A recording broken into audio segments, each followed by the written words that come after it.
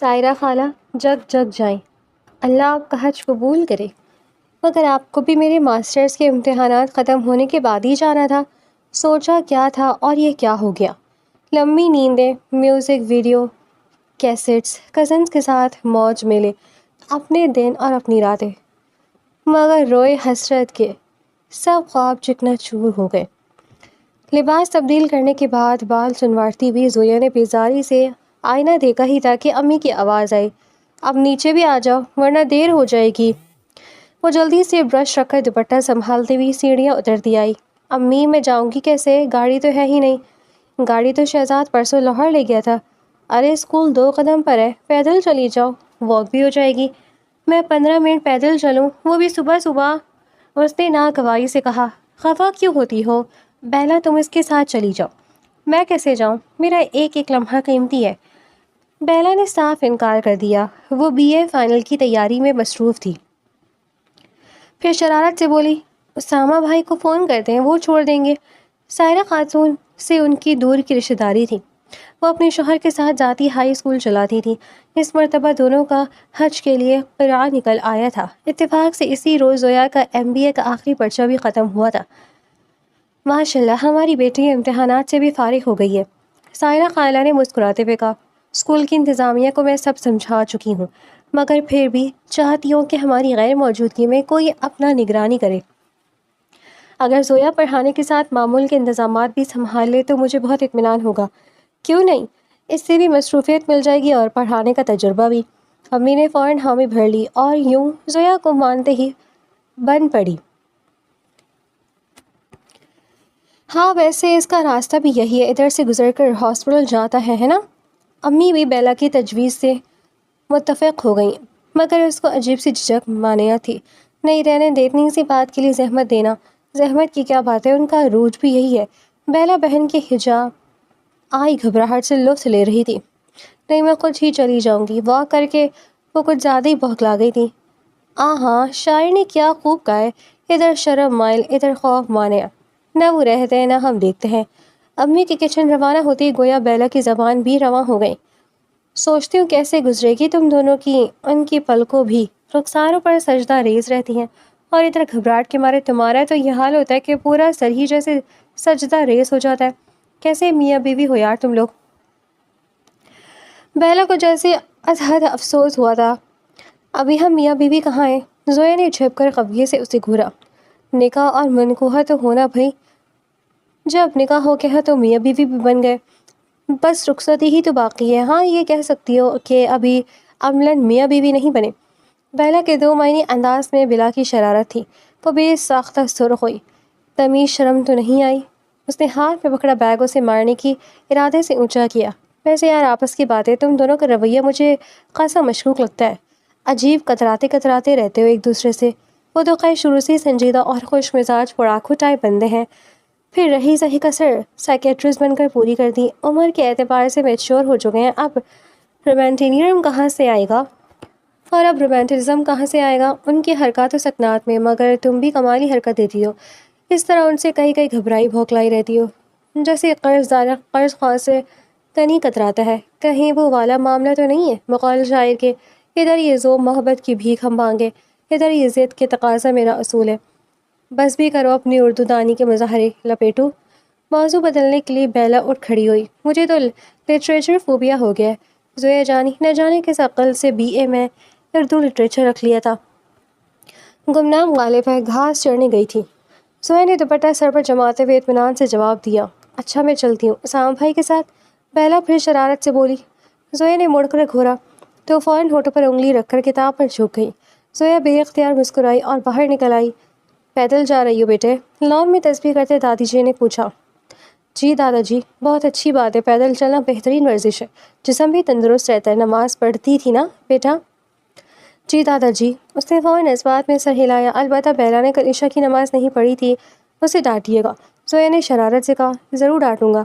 دادا جی مسکرائے۔ نماز انسان کو ذہنی اور روحانی سکون دیتی ہے۔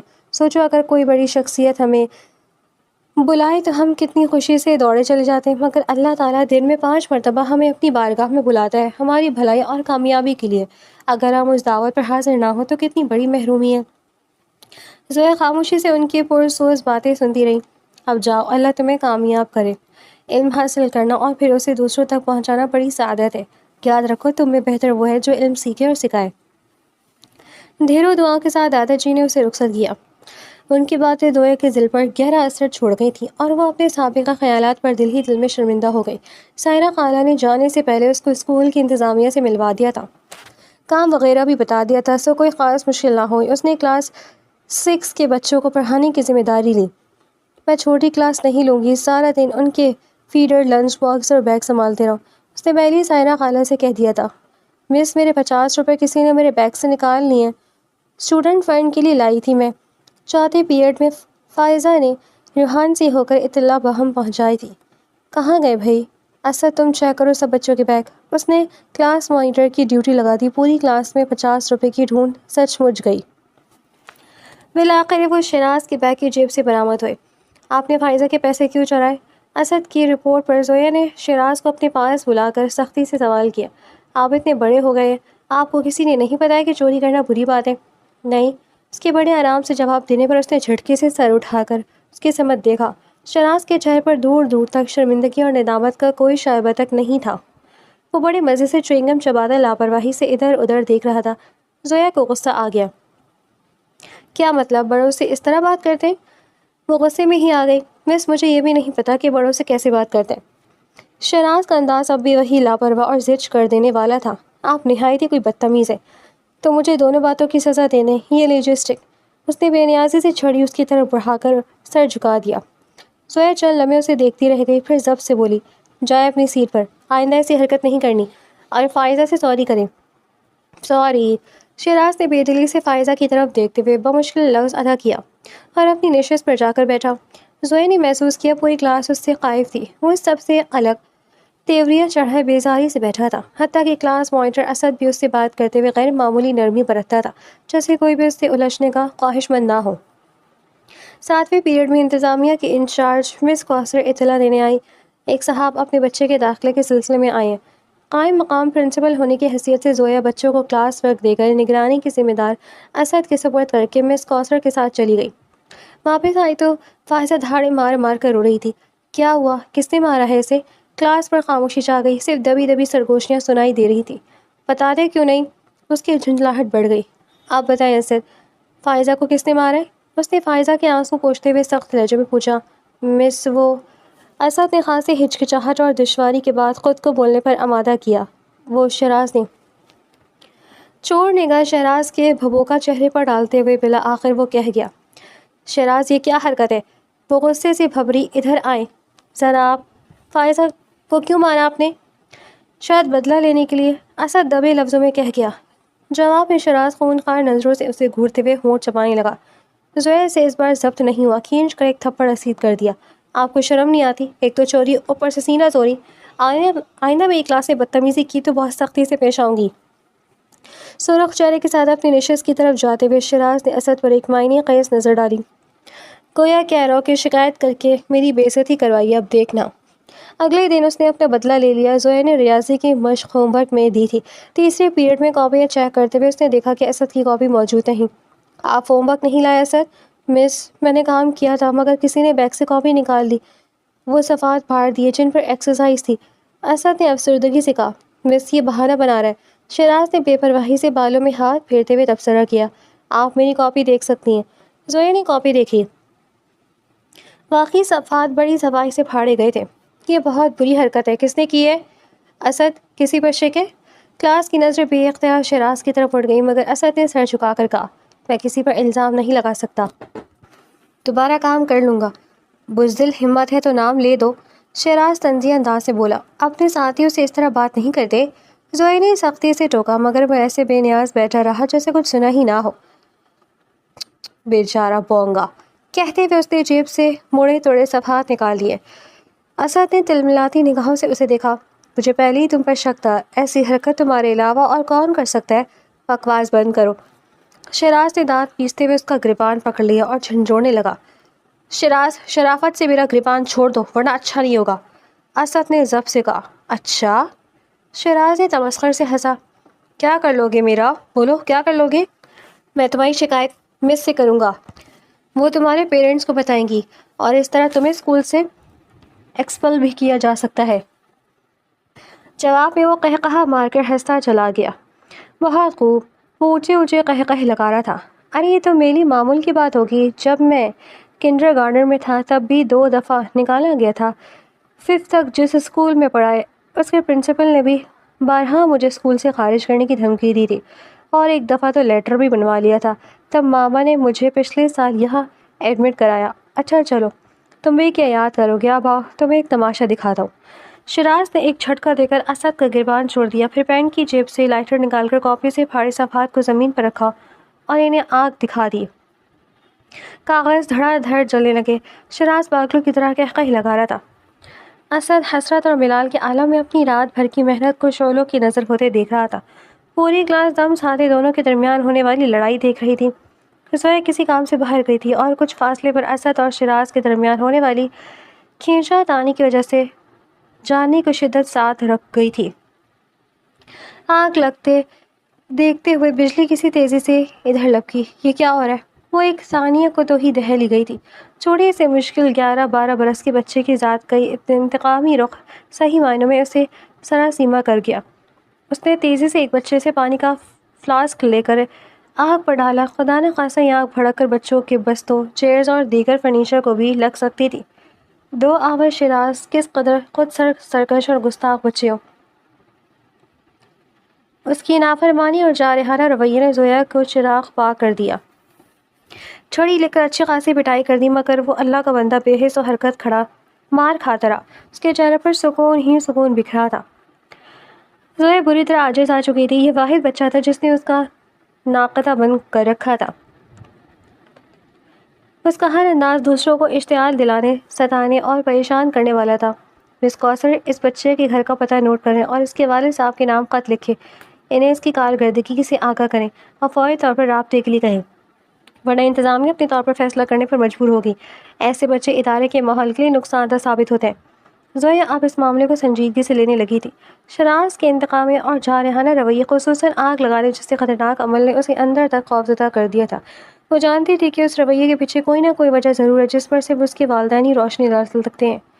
تم نے تو اسکول کو اپنے سر پر سوار کر لیا، کہا ایک دن جانا بھی مشکل لگ رہا تھا اور اب گھر آ کر بھی ہر وقت اس کے قصے۔ بیلا نے چھیڑا۔ زویا اسکول کے دوسرے معاملات کے ساتھ شراز کی شخصیت کے مختلف پہلوؤں پر بھی تفصیل سے بات کر رہی تھی کہ بیلا کی بات پر اس کا پیمانہ ضبط چھلک اٹھا۔ سے تو بہتر ہے تم اسامہ بھائی کے ساتھ اس بچے کی پرسنالٹی ڈسکس کرو۔ بیلا نے بڑا صاحب مشورہ دیا۔ ان کا تو سبجیکٹ بھی ہے، ہم سے کیا پوچھتی ہو؟ ہم لٹریچر والے کیا علاج درد جگر اور سوز قلب تشخیصات یا تجویز کر سکتے ہیں، سوائے یہ کہنے کے تنگ آ چکے ہیں کشمکش زندگی سے، ہم دنیا کو چھوڑ جائیں نہ کہیں ہے بے بسی سے ہم، یا پھر با آواز بلند یہ پکارنے لگے کہ اے چارہ ساز کوشش مرہم فضول ہے۔ خدا کا واسطہ ہے بیلا چپ ہو جاؤ، اب لگتا ہے ہم سے کوئی عظیم گناہ ہی ہوا ہوگا جس کی پاداش میں تمہارا دل اردو لٹریچر رکھنے کی طرف مائل ہو گیا تھا۔ زویا نے سر تھام لیا۔ اسامہ بھائی آئے ہیں، امی کہہ رہی ہیں ان کی خاطر تواضع کے لیے کچھ بنائیں۔ اتنے میں شہزاد آدھی سیڑھیاں طے کر کے زور سے اطلاعی انداز میں بتاتا اسی رفتاری سے واپس پلٹ گیا، گویا ٹرین چھوڑی جا رہی ہے۔ اس کے دوست باہر اس کے انتظار میں تھے۔ واہ بھائی، ادھر انہیں یاد کیا؟ ادھر وہ حاضر ہو گئے۔ بیلا نے 2 معنی انداز میں آنکھیں نچا دیں۔ یاد رہے، یاد میں نے نہیں تم نے کیا تھا۔ وہ خفیف سا مسکرا کر لباس کی شکنیں دور کرتی اٹھ کھڑی ہوئی۔ ہاں جی، بیلا نے مصنوعی سرد آہ بھری۔ آپ کا دل تو 24 گھنٹے ان کے نام کی تسبیح کرتا رہتا ہے۔ اس وقت تو کھانے کا ٹائم ہے، جاؤ بیلا جا کر پوچھا ان سے۔ پتہ نہیں ہاسپٹل سے آ رہے یا پھر۔ اس نے وال کلاک کی طرف نگاہ ڈالی۔ دوپہر کے 3 بجے تھے۔ جاؤ پوچھ لو نا خود جا کر، وہ ادھر لان میں ہی بیٹھے داجی اور امی کے پاس۔ پردے برابر کرتی بیلا نے نیچے جھانک کر جیسے اسے اطلاع پہنچائی۔ میں جاؤں؟ وہ نہ جانے کیوں گھبرا گئی۔ نہیں یار جاؤ، تم پوچھاؤ، ساری زندگی واسطوں کے ذریعے ہی رابطے رکھنا۔ بیلا سچ مچ دب گئی۔ تم ایک ہاتھ تو نہیں جائیں گے کہ کیا ٹین ایجرز کی طرح چونچلے کرتی رہتی ہو؟ بکواس نہیں کرو، میں جان پوچھ کر تھوڑا کرتی ہوں۔ زویا بگڑی، بس یار مجھے عجیب سی جھجک محسوس ہوتی ہے۔ اس کے چہرے پر الجھن لہرانے لگی۔ یہ نہیں کہ مجھے ان سے شرم آتی ہے، ہمارے پھپھو زادے بچپن سے دیکھے بھالے ہیں، کوئی غیر تھوڑی ہے۔ یہ بھی نہیں کہ ان سے ہر درجہ خوف محسوس ہوتا ہے۔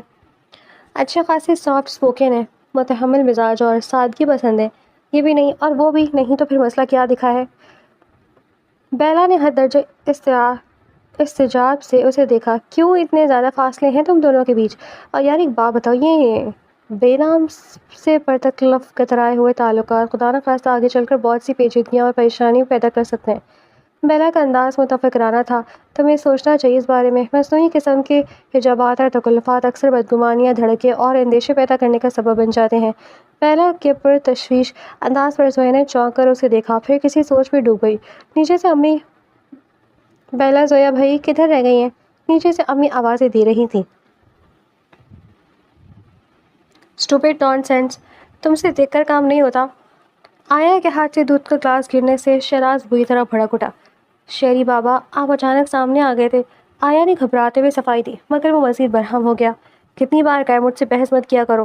ٹھیک ہے شہری بابا، میں دوسرا گلاس لے آتی ہوں۔ اب نہیں پینا، وہ تحکمانہ انداز میں کہہ کر صوفے پر دھنس گیا اور ٹی وی کا چینل بدلنے لگا۔ بیگم صاحبہ ناراض ہوں گی، دودھ پی لیجیے۔ آیا نے بے بسی سے کہا، یہ میرا ہیڈیک نہیں ہے۔ اس کا لہجہ بے حد سرد تھا۔ آیا خاموش کھڑی رہ گئی۔ اسی لمحے سندیلا آ گئی۔ شہری، تم ابھی تک جاگ رہے ہو؟ سوئے کیوں نہیں؟ آیا نے فوراً کہا، میں دودھ دینے آئی تھی۔ ادھر نیلی بھی جاگ گئی تھی۔ تم نے دودھ نہیں پیا؟ سندلینا نے بیزاری سے پوچھا۔ نہیں ماما، دل نہیں چاہ رہا۔ پھر وہ ماں کو دیکھتے ہوئے دھیرے سے بولا، دل تو یہ چاہتا ہے کہ آپ اپنے ہاتھ سے دودھ پلائیں، پیار سے ماتھا چومیں، میری شرارتوں کو پاپا سے شکایت کریں، اور جب وہ ڈانٹے تو مجھے اپنے ساتھ لگا لیں، مگر میرے ایسے نصیب کہاں۔ اس کی خیالیں بھری باتیں پاپا کی سرد آواز نے توڑ دیں۔ شہری کے اسکول سے لیٹر آئے، کل جا سکیں گی؟ میرے پاس وقت نہیں، کل ماما کے ہاں وقار بھائی کی ویڈنگ اینیورسری ہے۔ اوکے، پھر مجھے ہی جانا ہوگا، وہ بے تاثر انداز میں کہہ کر مڑ گئے۔ تم یہاں کیا کر رہے ہو؟ جاؤ، جا کر سو جاؤ، سندیلا نے جھڑا کر دیا۔ شہراز خاموشی سے والدین کی روزمرہ نوک جھونک سنتا رہا، پھر سر جھکائے اپنے کمرے کی طرف چل دیا۔ اسی دوران آیا کی گود میں مچلتی روتی ہوئی 2.5 سالہ نیلی کو لیتے ہوئے سندیلا جھنجھلا کر اس معصوم پر بھی برس پڑی۔ لائے ماموں، میں چپ کرا دوں اسے۔ جانے کس جذبے سے مغلوب ہو کر اس نے پرشوق انداز سے بہن کی طرف ہاتھ بڑھائے تھے۔ جاؤ تم، سندیلا سے بری طرح جھڑک دیا۔ میرے بھگتان ہو تم، مجھے ہی بھگتنا ہے تم دونوں کو۔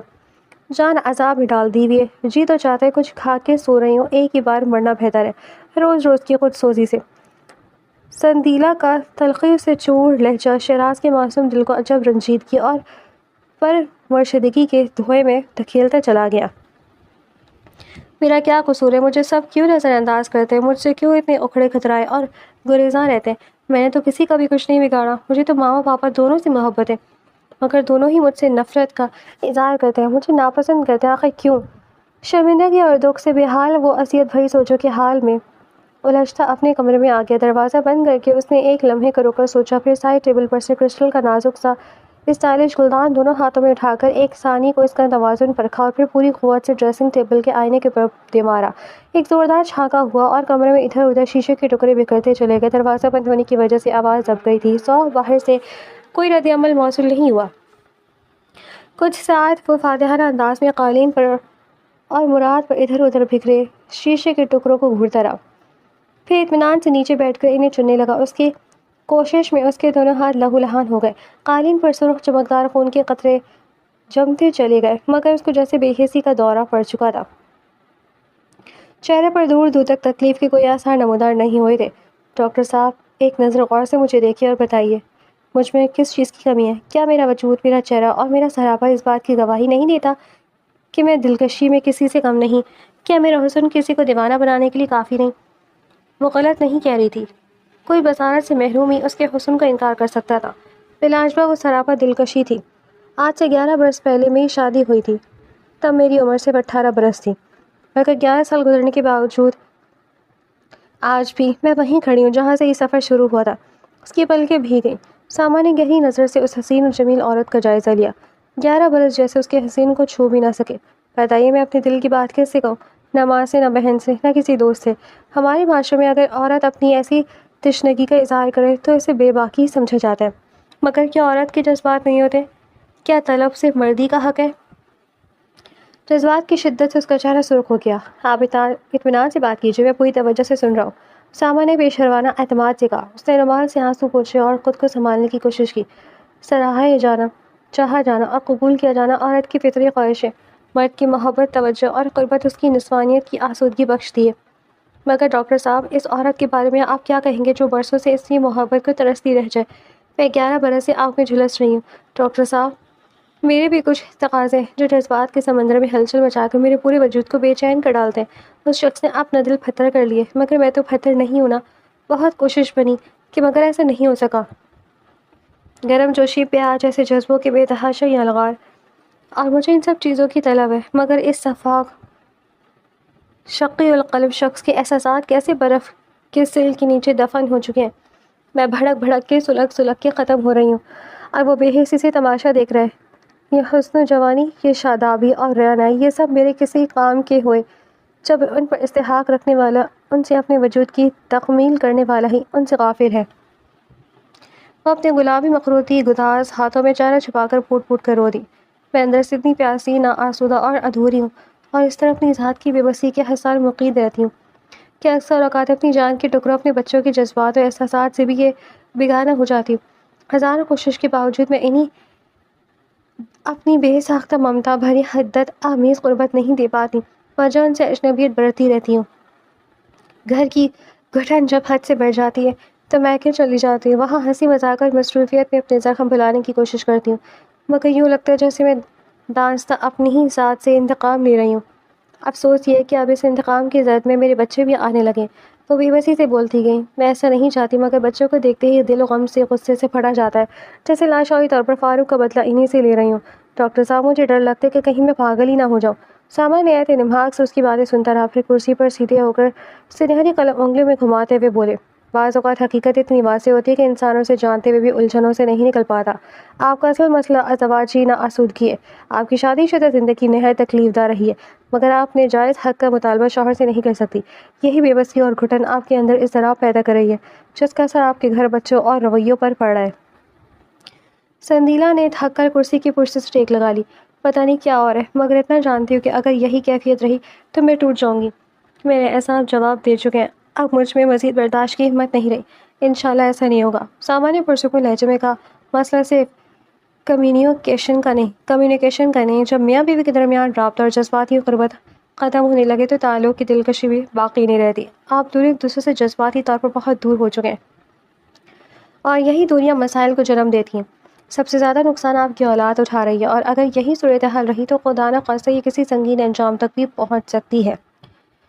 مسامہ کے لہجے میں گہری تشویش تھی، جبکہ سندیلا خاموشی سے گود میں رکھے پرس کا اسٹریپ مسلتی رہی۔ زویا فاروق عالم سے مل کر ششدر ہی تو رہ گئی تھی، ملا کر جامع زیب، جازف نظر اور خوش رو مرد تھا، مذہب شائستہ اور متحمل مزاج۔ کمال ہے، آپ کا بیٹا کس پر چلا گیا فاروق عالم صاحب؟ رسمی الیکس کے بعد بے ساختہ زویا کے منہ سے نکل گیا تھا۔ وہ زیادہ دیر تک اپنا تجسس دبنے کا ہنر نہیں جانتی تھی۔ یقین مانی، مجھے تو سچ مچ حقان ہونے لگا۔ میں بہت خوفزدہ ہو گئی تھی آپ کے بچے کی اتنی جارح، اتنی اشتعال انگیز حرکات و سکنات پر۔ اتنی کم عمری میں اس کے اندر اتنی تلخی، اتنی درشتی، اتنی بے حسی کہاں سے ادھر آئی؟ یہ عمر تو لاؤبالی پن اور معصومیت بھرے رنگوں پر مشتمل ہوا کرتی ہے، پھر اس کے مزاج میں ایسی بے محل پختگی اور انتقامی حس کیسے پیدا ہو گئی؟ اتنا پکا پن کیسے نمودار ہو گیا؟ زہر استجاب کے ملے جلے مغلوب لہجے میں استفسار کر رہی تھی۔ یہ شروع سے خاصا ضدی اور بدتمیز رہا ہے، خصوصاً تعلیمی اداروں میں اس کی ہٹ درمی اور حاکمانہ مزاج کے باعث مجھے ہمیشہ شرمندگی اٹھانی پڑی ہے۔ فاروق عالم کے مذہب مگر بوجھل لہجے میں واضح شرمندگی تھی، حالانکہ ہماری طرف سے اسے کبھی کوئی سختی یا پابندی نہیں ملی۔ مجھ سے تو بس صبح 2 منٹ کی ملاقات ہوتی ہے۔ اس کی ماما بھی اپنی مصروفیت میں گم رہتی ہیں، یہ اپنے معاملات میں بالکل آزاد ہے، پھر بھی نہ جانے کیوں اتنا خفا اور ناخوش رہتا ہے۔ ان کے چہرے پر تکبر نمایاں تھا۔ فاروق صاحب، آپ کو اس بارے میں سنجیدگی سے سوچنا ہوگا، ورنہ خدا نہ خواستہ آپ کا بچہ ایک ذمہ دار شہری بننے کے بجائے کسی منفی راستے کی طرف بھی جا سکتا ہے۔ زویا نے صاف گوئی سے کہا، اور افسوس سے کہنا پڑتا ہے کہ شرائط میں اس نوعیت کے رویوں کے آثار اب ظاہر ہونے لگے۔ اگر ابھی توجہ نہ دی گئی تو حالات سنبھالنا مشکل ہو جائے گا۔ فاروق عالم خاموش بیٹھے، اپنے ہاتھوں کو گھڑتے رہے۔ کشمکش ان کے چہرے پر واضح تھی۔ آپ نے اپنی اہلیہ سے اس بارے میں بات کی ہے؟ زویا نے پوچھا۔ اس بار اس کے لہجے میں ذاتی دلچسپی جھلک رہی تھی۔ فاروق عالم کے ہونٹوں پر ایک ہلکی سی استحضیہ مسکراہٹ آئی. نہیں، اس کی ضرورت ہی نہیں مجھے. مطلب؟ وہ حیران ہوئی. ہم نے کبھی ایک دوسرے سے مسائل شیئر نہیں کیا، ہر کوئی اپنی دنیا میں مگن ہے. زویا کے لیے بات مزید حیران کن تھی. اولاد تو پھر والدین کی مشترکہ ذمہ داری ہوتی ہے، ہمارا کچھ بھی مشترکہ نہیں ہے، انہوں نے صاف کہہ دیا. زویا لمحوں میں پوری صورتحال کو سمجھ گئی. تو کیا آپ لوگ اپنی ناچاقی کا بوجھ بچوں پر ڈال رہی ہیں؟ اس کے لہجے میں شدید استجاب تھا. فاروق عالم نے بے نیازی سے کندھے اچکائے. ایسی بات نہیں ہے، بس جس وجود سے مجھے دلچسپی نہیں، اس سے وابستگی کیسے ہو سکتی ہے؟ اس سرد و برفیلی لہجے نے زویا کو اندر تک جھنجھوڑ دیا. بہرحال میں کوشش کروں گا کہ آئندہ شراز کی طرف سے آپ کو شکایت کا موقع نہ ملے. پھوٹ کھڑے ہوئے زویا خاموشی سے ان کی جاتے قدموں کو دیکھتی رہی. وسط کی سردی پڑی تھی، اوپر سے قیامت کی بارش. برفیلی ہوائیں یک بستہ جھکڑوں کے ساتھ یوں برس رہی تھی جیسے موسم نے زمین کو جکڑ لینے کا ارادہ کر لیا ہو. 1:30 چھٹی کی گھنٹی بجی تو بارش اپنے عروج پر تھی. امی نے پہلے فون کر دیا تھا کہ اسامہ چھٹی کے وقت اسے ہاسپٹل سے واپسی پر لے لیں گے. وہ پرس اور فائل سنبھالتی کوریڈور میں آئی تو اچانک ٹھٹک گئی. اس قدر کڑاکے کی سردی اور اولوں جیسی بارش میں شراز لان میں گلاب کی کیاری کے پاس کھڑا پودوں کی شاخیں ہلا رہا تھا. شراز، اس کے منہ سے بے ساختہ نکلا. وہ چپٹ کر باہر نکلی اور اس کا بازو کھینچ کر اندر لے آئی. آپ پاگل ہو گئے ہیں، اتنی سردی میں بھیگ رہے تھے. اس کا لہجہ غصے اور پریشانی سے لرز رہا تھا. شراز خاموشی سے اپنے بھیگے ہوئے ہاتھوں کو دیکھتا رہا. کیا تمہارے پاپا نے کچھ کہا ہے؟ زویا کی سوچ یک دم پلٹی. نہیں، کچھ خاص نہیں، بس کمرے میں بلا کر یہی کہا کہ تمہاری وجہ سے ہر جگہ شرمندگی اٹھانی پڑتی ہے. میری زندگی پہلی آسان نہیں، تم اسے مزید مشکل بنا رہے ہو. اس کا انداز بالکل سپاٹ تھا، جیسے جذبات سے خالی ہو. زویا کے دل پر جیسے گھونسا لگا. وہ بے اختیار اس کے قریب آئی اور اسے اپنے ساتھ لگا لیا. اس بگاڑ میں اس کا کیا قصور تھا؟ اس کے ذہن میں درد کی ایک لہر اٹھی. اسی لمحے گاڑی کا ہارن بجا. شراز بیگ اٹھا کر اجازت طلب نگاہوں سے دیکھنے لگا. زویا نے ہاتھ ہلا کر جانے کا اشارہ کیا. چند لمحوں بعد وہ لان پار کرتی ہوئی گیٹ کی طرف لپکی. پرس کو سر پر ڈھال بنایا اور تیز بارش میں دوڑتی ہوئی اسامہ کی گاڑی میں جا بیٹھی. السلام علیکم. ان کے ہمراہ بیٹھ کر حواس بحال کرتے ہوئے اس نے بمشکل تمام الیکس کا ذریعہ سر انجام دیا. سردی کے علاوہ ان کی اتنی قربت نے بھی اس کے پورے وجود پر لرزش طاری کر دی تھی. وہ ہولے ہولے کانپ رہی تھی، کافی سے زیادہ بھیگ چکی تھی. اسامہ نے جواب میں سر ہلاتے ہوئے گاڑی کا ہیٹر آن کر دیا. چھتری ہمراہ لے لینی تھی، اس طرح بھیگ کر ٹھنڈ لگ سکتی ہے. ان کی کھمبیر دھیمی آواز نے سکوت توڑا.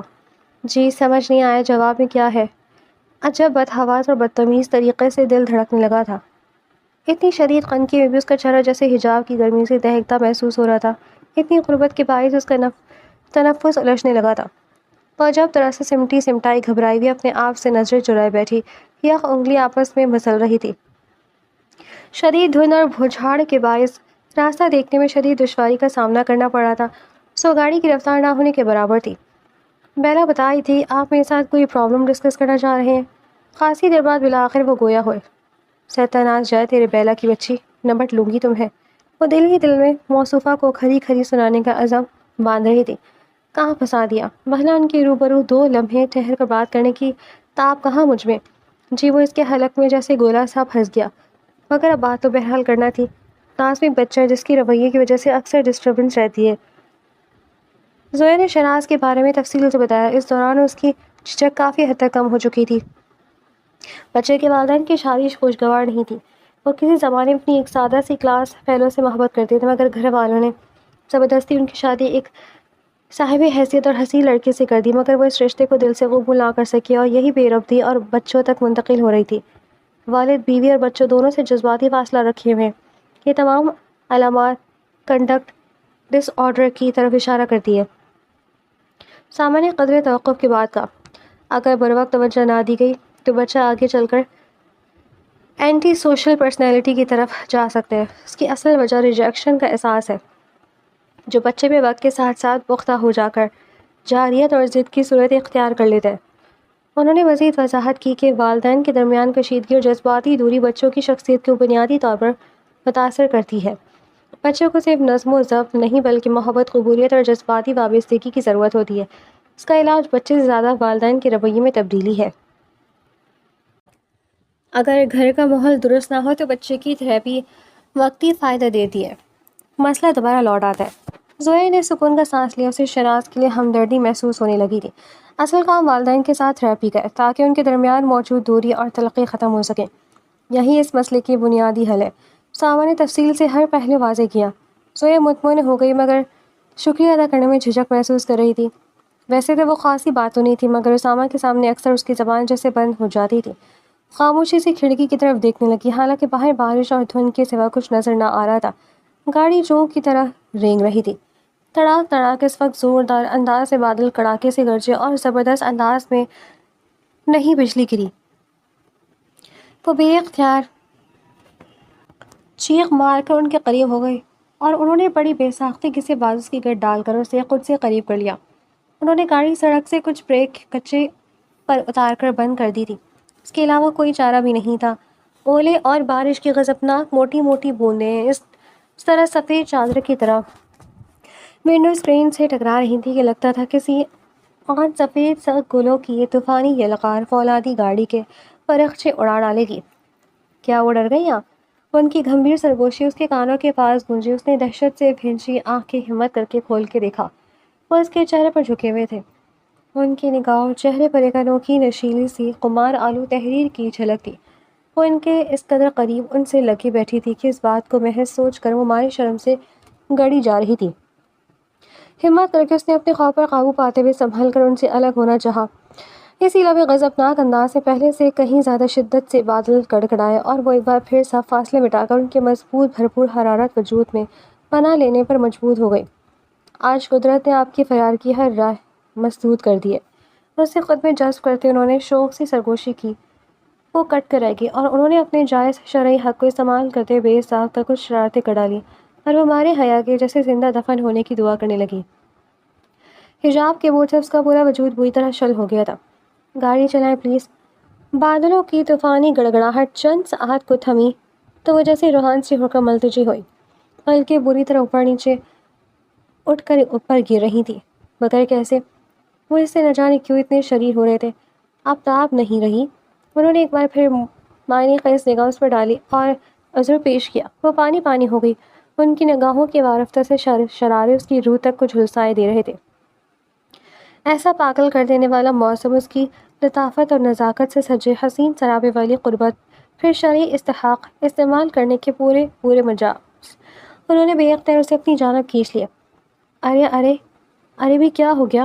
گھر آتے ہی اپنے کمرے میں بیڈ پر گرتے ہوئے تکیے میں منہ دے کر وہ ہچکیوں سے روتی چلی گئی تھی، جس نے بیلا کو ایک ثانیے کو متحفظ کر دیا۔ آئندہ میں ان کے سامنے بالکل نہیں جاؤں گی۔ وہ لال سرخ منہ پوچھتی سخت خفگی سے عزم باندھ رہی تھی۔ ایک لمحے کو بیلا نے بغور اس کا دہکتا دمکتا سہانا روپ دیکھا اور پھر بے ساختہ ہنستی چلی گئی۔ کیا بدتمیزی ہے یہ؟ ان محترم کی بدتمیزیاں کیا کم تھیں دل جلانے کو، جو اب بیلا کی دو معنی ہنسی مزید خافت میں مبتلا کری تھی؟ کیا اسامہ بھائی نے بہت تنگ کیا تھا؟ وہ بڑے معنی خیز انداز میں آنکھیں نچاتے ہوئے دریافت کر رہی تھی۔ وہ شرم سے لال ہو گئی، گاہل دیکھ کر انگارہ ہو گئے تھے۔ بیلا کی بچی چھپٹ مٹانے کے لیے اس نے ڈھیروں کشن اور اس پر اچھال دیے تھے۔ چلو بھائی، کفر ٹوٹا خدا خدا کر کے۔ اسی طرح قدرت تم دونوں کو لائن پر لائے گی۔ لاتوں کے بھوت جو ہوئے، ماضی کے مزاروں پر دیے جلانے سے کچھ نہیں ہوتا۔ اس سے کہیں بہتر ہے کہ انسان تاریک اور بجھے ہوئے دلوں میں یقین کے چراغ روشن کرے۔ ماضی اپنے اچھے برے اثرات سمیت کے دفن ہو چکا ہوتا ہے۔ ان لوگوں کو معاف کر دیجیے جنہوں نے نادانستگی یا دانستگی میں آپ کے ہاتھوں سے جگنو چھین کر مسل دیے۔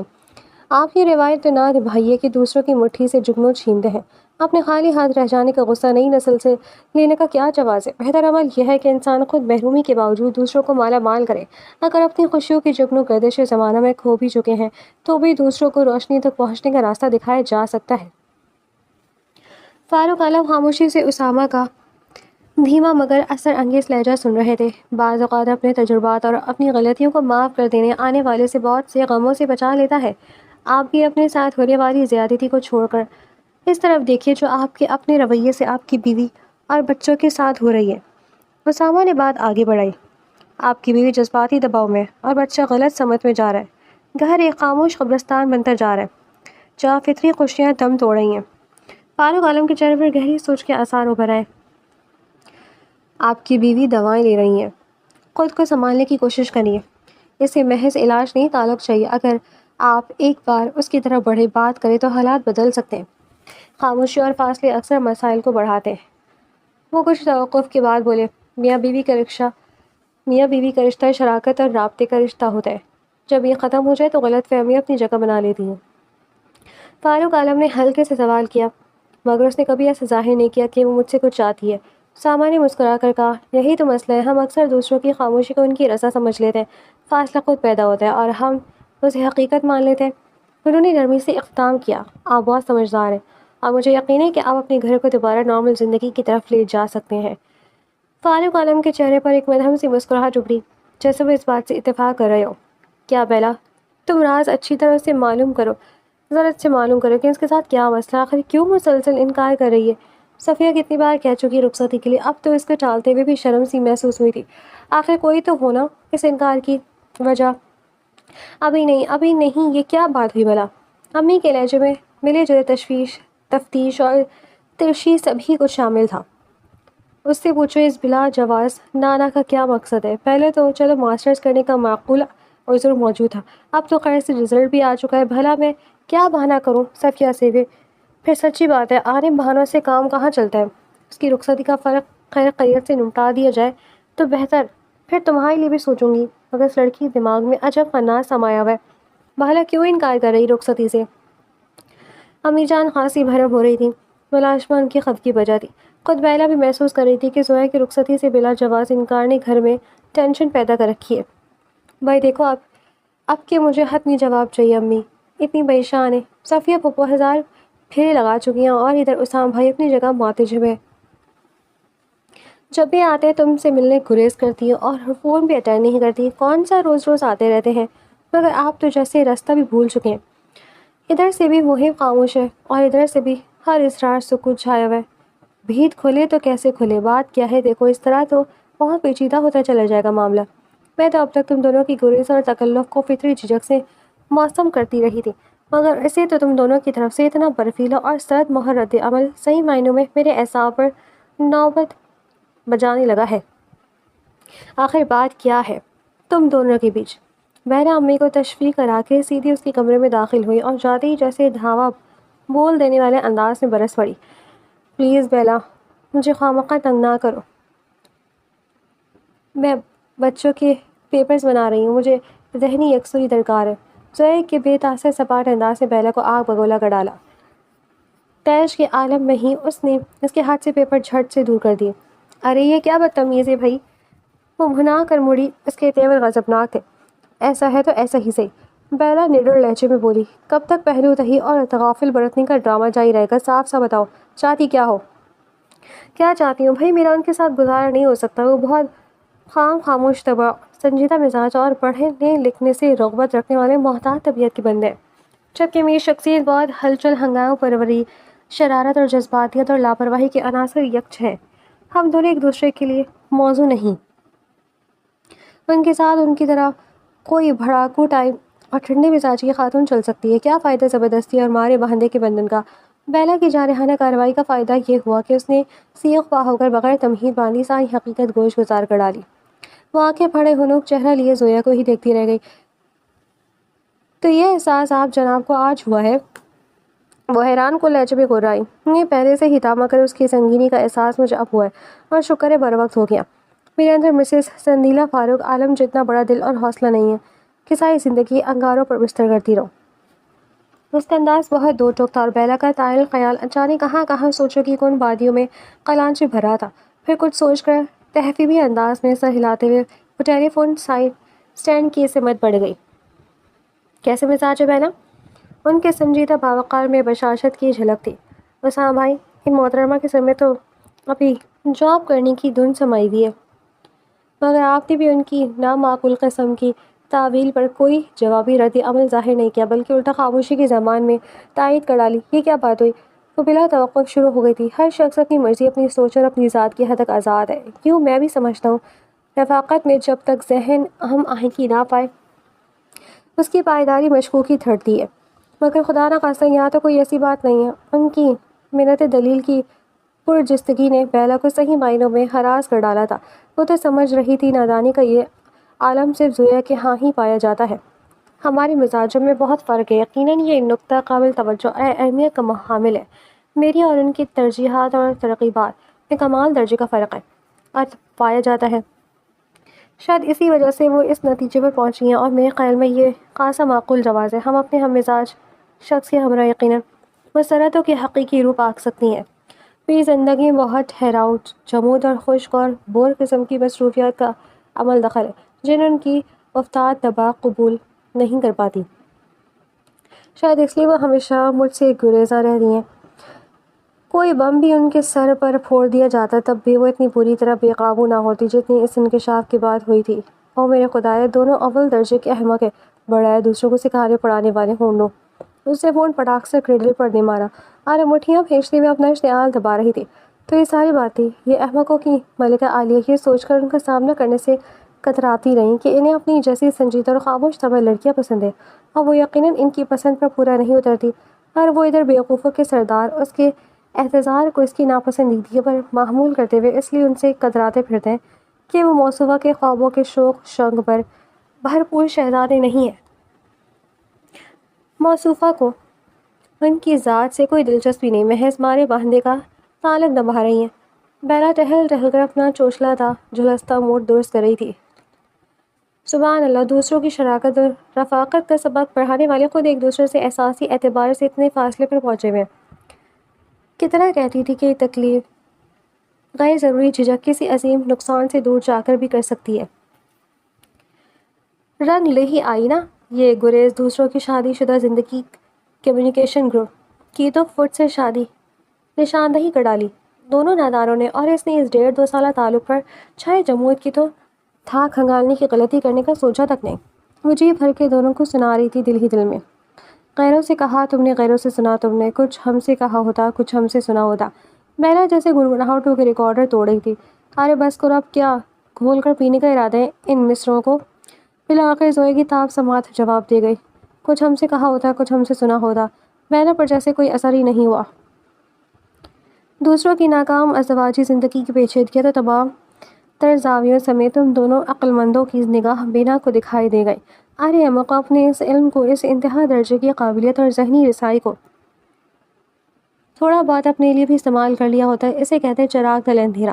دوسروں کے مسئلے تو بڑی خوش اسلوبی اور تنہی سے حل کرنے کی لگن میں مرتے رہے، اور اپنے یہاں بدگمانی اور غلط فہمیوں کے ڈھیر لگتے چلے گئے، ان کو پلٹ کر کھنگالنے کی نوبت نہیں آنے دی۔ ارے کبھی اپنے دل کی بات بھی ایک دوسرے کو بتائی ہوتی۔ دونوں دل میں لیے پھرتے رہے اور چلے تھے اپنی اپنی جگہ قربانی کا عظیم ترین مظاہرہ کرنے کا نام نہاد عظمت کے مینارے طے کرنے۔ وہ دانت پیس کر جیسے انگارے چباتے ہوئے ہاتھ ہلا ہلا کر ورز فرما رہی تھی، یا الہی، کون سا بھوت سوار ہے تم پر لٹریچر فوبیا کے علاوہ؟ زوئے انتہائی حیرانگی سے اسے اطالوی ہو کر بکتا جھکتا دیکھ رہی تھی، مگر بیلا اس بات کی وضاحت کے لیے رکی نہیں۔ کیوں نہیں تن فن کرتی پیر پر رکھتی سائڈ ٹیبل سے گاڑی کی چابی چھپٹ کر اس کا بازو پکڑتے ہوئے اسے بیرونی دروازے کی جانب دھکیلتی چلی گئی۔ ارے ارے کیا ہو گیا تمہیں؟ باولی ہو گئی؟ وہ بھونچکار ہی تو رہ گئی تھی۔ کہاں لے جا رہی ہو؟ جہنم میں، خبردار جو آنا کانی کی۔ بیلا کے تیور خطرناک حد تک تھے۔ وہ اس وقت جیمز بانڈ 007 بنی ہوئی تھی۔ ایک کام سے جانا ہے مجھے۔ وہ ڈپک کر ایسے فرنٹ سیٹ پر جیسے پٹک کر دروازہ دھاڑ سے بند کرتی ڈرائیونگ سیٹ پر برجمان ہو گئی۔ آندھی طوفان کی مانند گاڑی نکال کر روڈ پر لے آئی۔ ارے میرا حولیہ ملاحظہ کیا ہے؟ کہیں جانے کے قابل کوفت اور اچھے کے ساتھ ساتھ اس پر جھنجھلاہٹ بھی طاری ہو گئی۔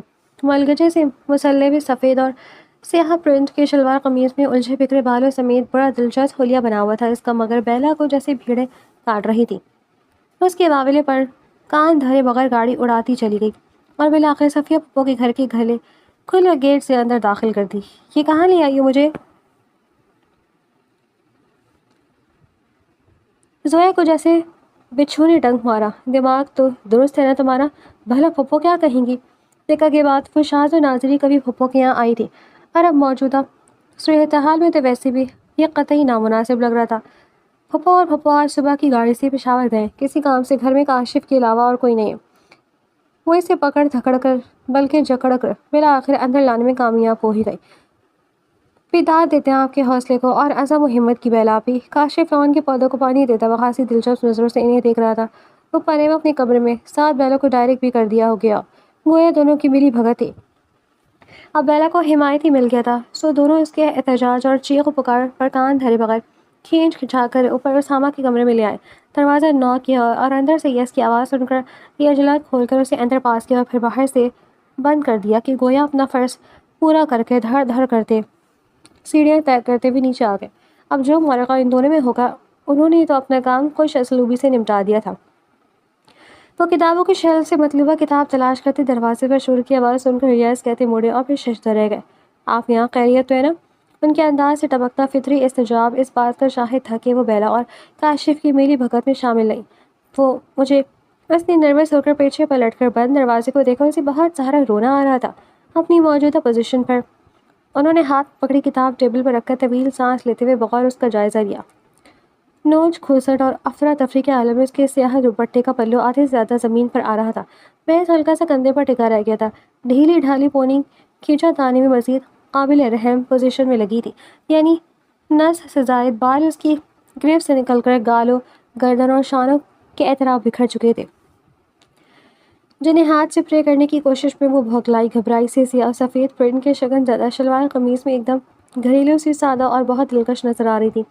پیروں میں بیڈ روم سلیپر تھے، اسے اپنی اس رنگ برنگے حلیے پر بہت شدت سے خفت محسوس ہو رہی تھی۔ اوپر سے ان کی گہری کوچتی ہوئی بولتی تفصیلی نظریں وہ گڑ گڑ کر رہ گئی، اس پر جیسے گھبراہٹ اور سراسیمی کی حملہ آور ہو گئی۔ آئی تشریف رکھیے، بہت دنوں بعد غریب خانے میں تشریف لائیں ہیں۔ انداز تو سنجیدہ ہی تھا مگر لہجے میں بلا کی شرارت تھی۔ وہ گڑبڑا کر رہ گئی۔ میں چلتی ہوں۔ وہ تھوک نکلتی بروقت تمام دھیرے سے منمنا کر جانے کے لیے پلٹی، مگر وہ آن کی آن میں ان کے راستے میں حائل ہو گئے۔ وہ کیا کہتے ہیں اپنی ناصر کاظمیہ صاحب کے، آج دیکھا ہے تجھ کو دیر کے بعد آج کا دن گزر نہ جائے گئی، آرزو ہے کہ تو یہاں آئے اور پھر عمر بھر نہ جائے گئی۔ ان کی پوری نگاہ بڑی تندہی سے اس کا گھریلو بے تکلف سا دل برا سا سراپا جانچ رہی تھی۔ وہ بے اختیار اپنے آپ میں سمٹ گئی۔ ہم اکثر آپ کو خواب میں اس بیڈ روم میں چلتے پھرتے سنتے ہوں گے، سوچے جاگتے دیکھا کرتے تھے۔ تعبیر آج ملتی دکھائی دیتی ہے تو کیوں ہماری خوشیوں کی عمر مختصر کر دینے کے در پہ ہیں آپ مسز اسامہ؟ کس قدر حدت آمیز معنی خیزی سے ان کی نگاہوں اور لہجے میں وہ کٹ کر رہ گئی تھی۔ یہ آج کیسے ہو رہے ہیں اتنے چلبلے شوق اور بے تکلف، جیسے اچانک کوئی خیال چڑک جائے، گو کہ اس کا سارا کریڈٹ بیلا اور کاشف ہو جاتا ہے جنہوں نے اسامہ پر حقیقت حال روشن کی بھی۔ بیٹھے جناب ادھر، انہوں نے بشاشت اور گرم جوشی سے کہتے ہوئے اس کی کندھوں سے تھام کر بٹھا دیا۔ یہاں کے ہر شے کے جملے حقوق آپ کے نام محفوظ ہیں، سمیت ہمارے۔ ان کے ایک ایک انداز میں جیسے زندگی کی کھلکھلاہٹ کھل گئی تھی۔ پلیز اویا، ریلیکس ہو کر بیٹھو یا۔ انہوں نے ایک ہاتھ سے اس کے بائیں کندھے پر ہلکا سا دباؤ ڈالا اور وہ اس کی اس قدر انوکھی اور بے تکلفانہ فرمائش پر گنگ سی بیٹھی رہ گئی۔ ان کا التفات اسے عجیب طرح کی مشکل میں ڈالے ہوئے تھا۔ اس نے سوالی انداز میں ان کی طرف دیکھا، وہاں سکون کے ساتھ جیسے زندگی کا والہانہ جگمگاہٹیں بھی روشن روشن نمایاں ہو رہی تھی۔ ہاں بھائی، لڑنے کے لیے کون سی کسی پلاننگ کی ضرورت ہوا کرتی ہے؟ وہ اس قدر شرارتی لہجے میں مخاطب تھے، اس سے یوں جیسے دونوں کے درمیان ازل سے بے تکلفی چلی آ رہی ہو، اور پھر آپ سے تم تک کی نوبت کیسے آ گئی؟ میں کوئی بیوقوف ہوں اور پھر میں کیوں لڑوں آپ سے؟ پھر نہ جانے کیسا ہوا، دونوں ہاتھوں میں چہرہ چھپا کر گزار وقدار روتی چلی گئی۔ انہوں نے اسے دل کا غبار ہلکا کرنے کا کھل کر موقع دیا اور پھر اس کے قریب آن بیٹھے اور زبردستی اس کا چہرہ اوپر اٹھا کر انگلیوں کی پوروں سے اس کے رخساروں پر لرزتی اشکوں کو لڑیاں پوچھنے لگے۔ یہ بات ہے عزیز من، کیا ہم لوگ دوسروں کی اطلاع کرنے، انہیں راستہ دکھانے کا عمل تو بڑی سرعت سے گزرتے ہیں، مگر اپنی ذات کی خامی اور کجی کی دور کرنا ہے تو کجا اس سے آگاہ ہونا ہے بھی بار سمجھتے ہیں۔ یہی وجہ ہے کہ دوسروں کے بارے میں تنہائی سے فکر کرنے اور فیصلہ کرنے میں مدد دینے کے لیے تو ہم آن واحد میں تیار ہو جاتے ہیں، مگر اپنی ذات کے فیصلے کے لیے ہمیشہ دوسروں کے محتاج رہنا چاہتے ہیں۔ خود سے اپنے خلاف سزا کا فیصلہ سنانا بہت تکلیف دہ امر محسوس ہوتا ہے، اور یہی سے بسائل کا نقطہ آغاز ہوتا ہے۔ ہمیں لازمی طور پر ایمانداری سے کچھ بے زر سے اعترافات کر لینے چاہیے۔ ان کی پر حرارت انگلیاں دھیرے دھیرے اس کے الجھے بکھرنے بال سلجھا رہی تھیں، ان کے لہجے میں بہت محبت اور روانی تھی۔ میرا خیال تھا تم میرے مزاج اور عادات شخصیات کے ٹھہراؤ سے الرجک ہو کر اس کی وجہ سے مجھ سے دور رہتی ہو۔ تمہیں اپنے مزاج کے مطابق ایک ہنسمکھ اور باتونی قسم کا جیون ساتھی ملنا چاہیے تھا۔ مجھ جیسے خشک اور خطائی بندے سے تمہارا مزاج کیسے میل کھا سکتا ہے؟ اسی وجہ سے میں نے دل کی خواہش و پکار کے برعکس تم سے گریزاں رہنے کی پالیسی اپنائی تھی۔ مجھے کیا خبر تھی کہ فریق ثانی میں اس سے خدشات اور بدگمانی کا شکار ہے۔ زویا ہکا بکا ان کا چہرہ دیکھتی رہ گئی۔ اف خدا، اتنی سی بات تھی اور میرا دل اندیشوں اور وہموں کے اندر ہچکیوں لے کھالا تھا۔ کچھ کو ایک ہاتھ رہا. پہلا نے بالکل صحیح کہا تھا کہ واقعی چراغ تلے اندھیرا والی بات ہے. ہم دوسروں کے مزاج اور مسائل کو سمجھنے کے چکر میں اپنی ذات سے بری طرح غافل اور بے نیاز ہو جاتے ہیں، اتنے زیادہ کہ دوسروں کے احساسات تو الف تا تے تک بڑھ سکتے ہیں، مگر خود اپنی ذات کے اندر جھانکنے کی زحمت گوارا نہیں کرتے. خود اپنے بارے میں فیصلہ کرتے ہوئے ہمیشہ دوسروں کے محتاج رہتے ہیں. دیکھ لو، انہی چکروں میں ہم دل کی بات ایک دوسرے سے کہنے کی مہلت حاصل کر سکتے ہیں، اور اس کمیونیکیشن گیپ نے دلوں کے شفاف آئینے دھندلا ڈالے. وہ تاسف اور ندامت سے کہہ رہے تھے، خیر انشاءاللہ اب ایسا نہیں ہوگا. میں سمجھتا ہوں میاں بیوی کو سر سے پاؤں تک حتیٰ کہ ہر سوچ کا شراکت دار ہونا چاہیے. دکھ سکھ مل کر شیئر کرنے سے ان سے پیدا ہونے والی بد اثرات شخصیت کو تباہ نہیں کرتے. دل کے دریچے کو تمام طرح واہم و بدگمانیوں سے پاک صاف ستھرا اور تر و تازہ ہونا چاہیے. دل سکھی ہوگا تو سارا بدن سوکھ پک جائے گا.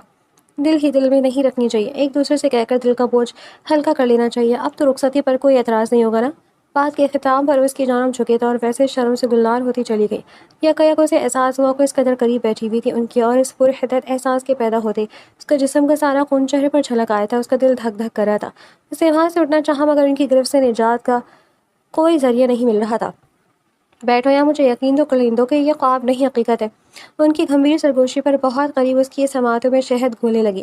بہت دیر ہو گئی ہے، امی پریشان ہو گئی ہوں گی. وہ بری طرح سٹپٹا گئی. وہی اب تمہیں نہیں جانے دیں گے. ان کی بھر بھر نگاہیں اس کے سراپے کا جائزہ لے رہی تھی جو ان سے بہت قریب تھا اس وقت. آخرکار تمہارا اپنا گھر ہے، بیڈ روم ہے تمہارا بھی، اور شوہر بھی تمہارا، پھر کاہے کا گھبرائی ہو؟ ان کی سرگوشی بہت شوق سے چھیڑ دی. وہ جیسے حجاب کی انتہائی چوئیں لگی، دل میں چھپتے ہوئے رستے ہوئے وہموں کو زبان پر لا کر ان کی کرواہٹ اور دل کی سیاہی کو دھو لینا چاہیے.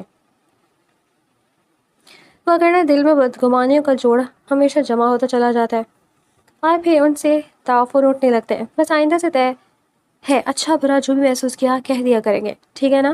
انہوں نے اس کے تھوڑی تلے ہاتھ رکھ کر اونچا کرتے ہوئے اس کی آنکھوں میں دیکھا. وہ بے اختیار نگاہ کترا گئی. غیروں سے کہا تم نے، غیروں سے سنا تم نے. کچھ ہم سے کہا ہوتا تو کچھ ہم سے سنا ہوتا. باہر بیلابا پرجوش انداز میں شعر کی بسرے تباہیاں لڑائی تھی. اب تو دل میں کوئی گرا نہیں ہے نا؟ ان کی پرتپش نگاہ اور فور شوق سے چہرے پر گڑ کر رہ گئی تھی. مزاج مختلف ہونے سے دل کے فیصلے نہیں بدلا کرتے. کچھ میں کوشش کروں وہ خود میں تبدیلی لانے کی، کچھ تم محنت کرنا پڑے گی، مگر ثمر مل کر ہی کھائیں گے. اور وہ ان کی دیوانہ وار نگاہوں کی کرمسی سے کھلتی ہوئی رخ پھیر کر شرمائے چلی جا رہی تھی. ہر دھن چھٹ کر ہر شے پر نکھار لے آئی تھی.